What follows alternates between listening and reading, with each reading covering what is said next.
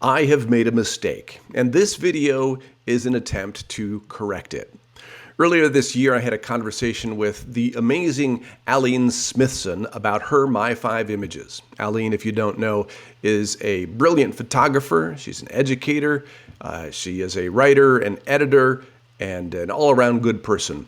But we misidentified a image from Guy Bourdin, or what we thought was Guy Bourdin's image. It was actually by Moshe Bracha, this record album cover by Boz Scaggs.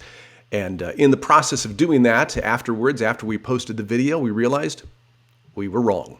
So this video is an edited version of that conversation with Aline Smithson to correct that error. We apologize for the mistake. Aline Smithson is an artist, filmmaker, educator, photographer, writer, and editor based in Los Angeles, California. Today we talk to her about images from Guy Bourdin, John Baldessari, Matt Mahurin, James McNeill Whistler, and Sophie Cal. Hey everybody, welcome to the Crit House. I'm Jeff Larson. Aline Smithson with us for the second time on this program. And the reason it's the second time is a little bit unusual and fascinating to me.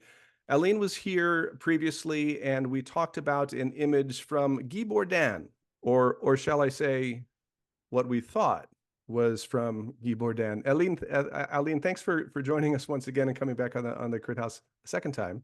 I appreciate. Yes, I'm so sorry, but actually we both had the same experience of searching this image online, and the name Guy Bourdin came up as the photographer. I should have dug deeper because it was by Moshe Bracha. Well, it's a fascinating thing because so we do this MyFIVE series, the Crit House, as a way of looking at the creative influences of photographic people, and you are certainly one of the more influential, well-known, talented photographic people in the world today. But you were influenced as a young person by album covers.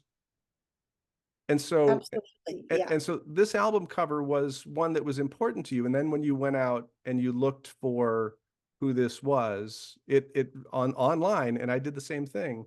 It shows that this is by, at least in some places, by Guy Bourdin. Guy Bourdin was a huge influence for me when I was a fashion editor in New York prior to my photography career.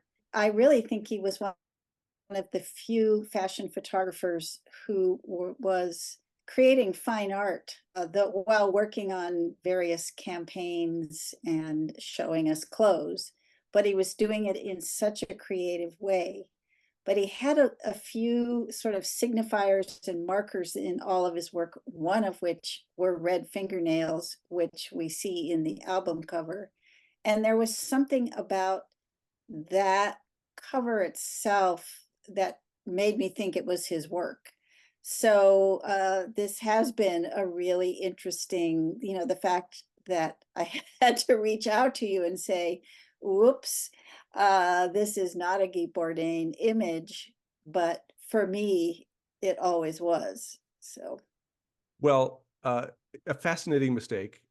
It's one, and I like I said before, when we were talking before we started recording, I learn from these mistakes, so I enjoy it. And I think from a photographic standpoint, there's something interesting about that in the world we have. But so talk to us a little bit about Guy Bourdin's images. We have some of these available to us, again, with the red fingernails, and this image as well, about why he was important to you as a learning, growing artist. he was challenging the norm in fashion photography. So many campaigns really relied on the photographer to show the clothes. And he really showed us things in a very different way.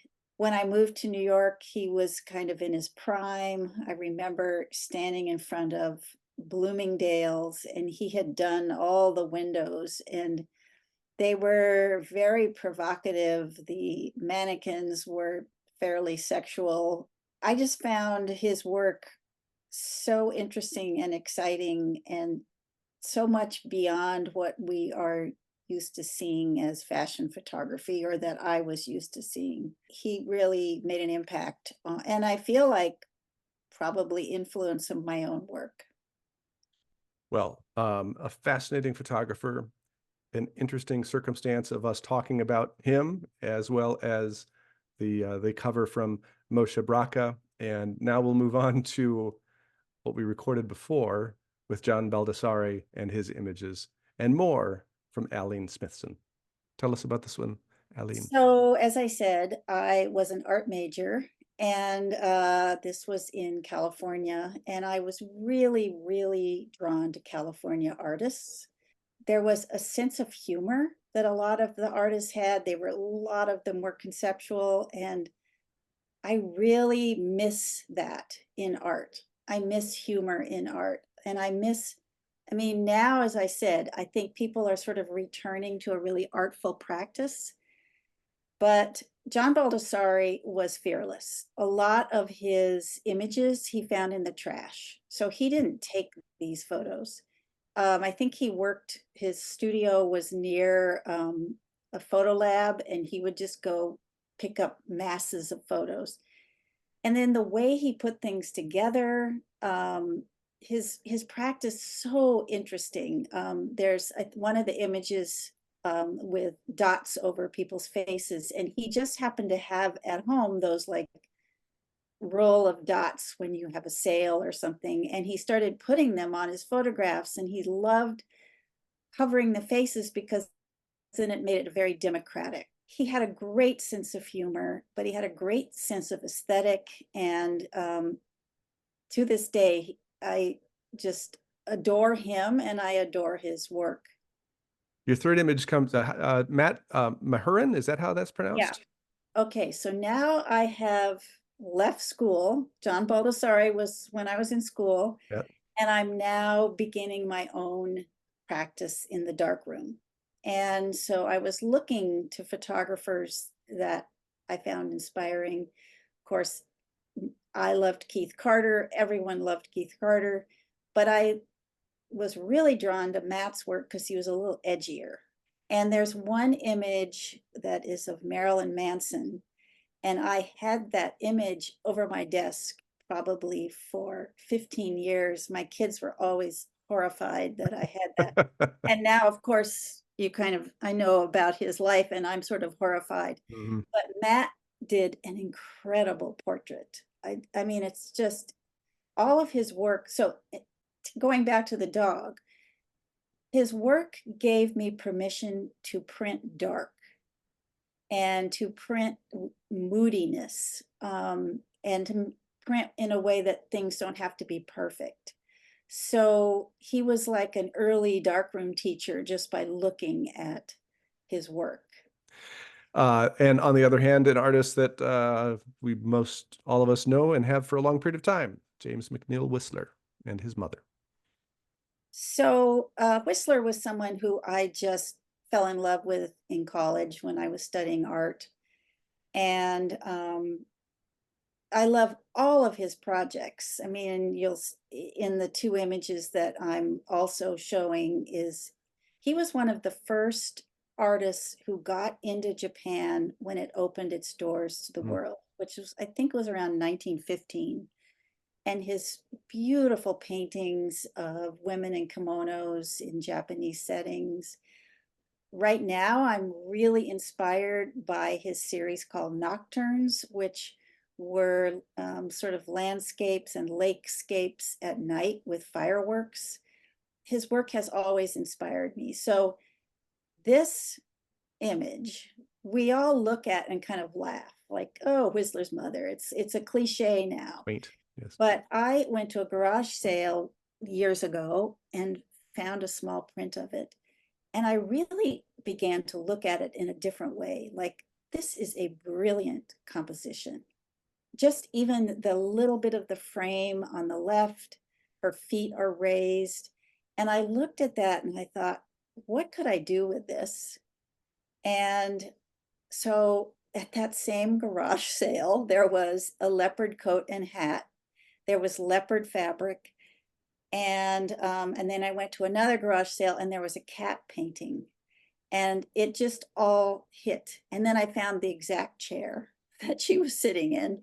And so I asked my mother if she would participate, and we did a 2-year project of based on Whistler's mother. They're all silver gelatin prints that then I hand painted. I have such fondness because every time I sell one, I spend time with my mother, who Oh, passed away. She passed away before the series was painted. She never saw them painted, but it's gone to Russia, it's gone to China, it's gone to Korea, it's in museums in Korea. I mean, it's crazy, and I think of her getting to travel.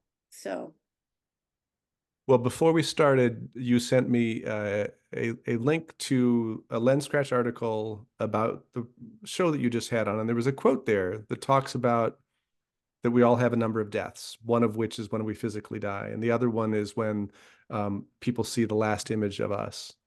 And because of the success of that project, you have given your mother a life that will extend well beyond perhaps what might have been available to her before. wow, I had not really thought about that. Thank you. That's so true. Yeah.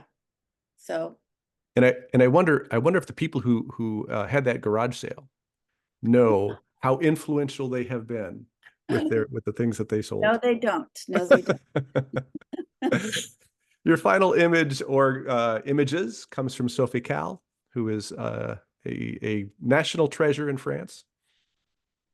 I noticed that Sig also picked Sophie. She Uh, did. there is nothing that I don't revere about this woman. I don't know how many people really like look at her work and career. She's totally conceptual. I wrote down one of her projects just to read. I received an email telling me it was over. I didn't know how to respond. It was almost if it hadn't been meant for me. It ended with the words, "Take care of yourself." And so I did. I asked 107 women chosen for their profession or skills to interpret the letter. So she got this breakup letter, and then she gave it to 107 women, and they Wow. had to respond to it. And then she did portraits of them.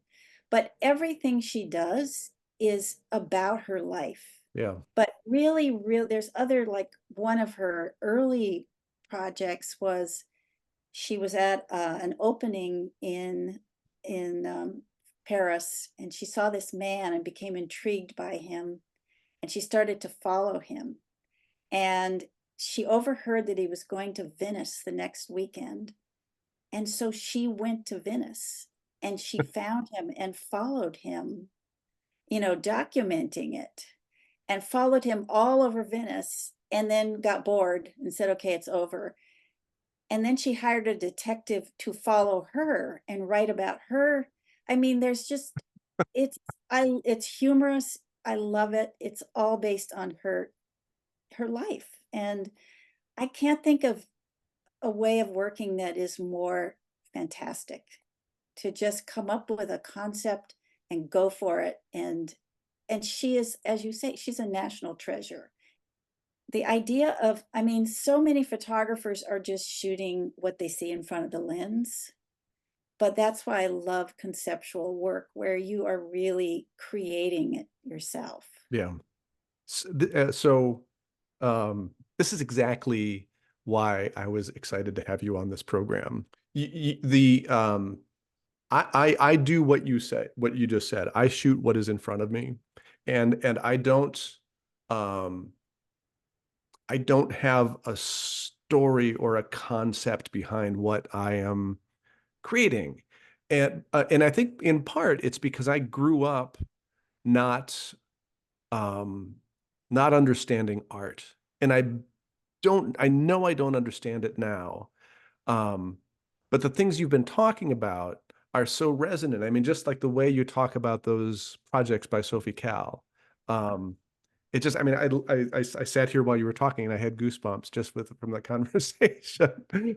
Um, So thank you. Thank you for coming on our program. Thank you for availing us to your your influences as you've grown as an artist. Um, and congratulations on all the great work you have been doing throughout your career. And Thank you so much, Jeff. I'm sure in going forward as well. And thank you all for watching The Crit House.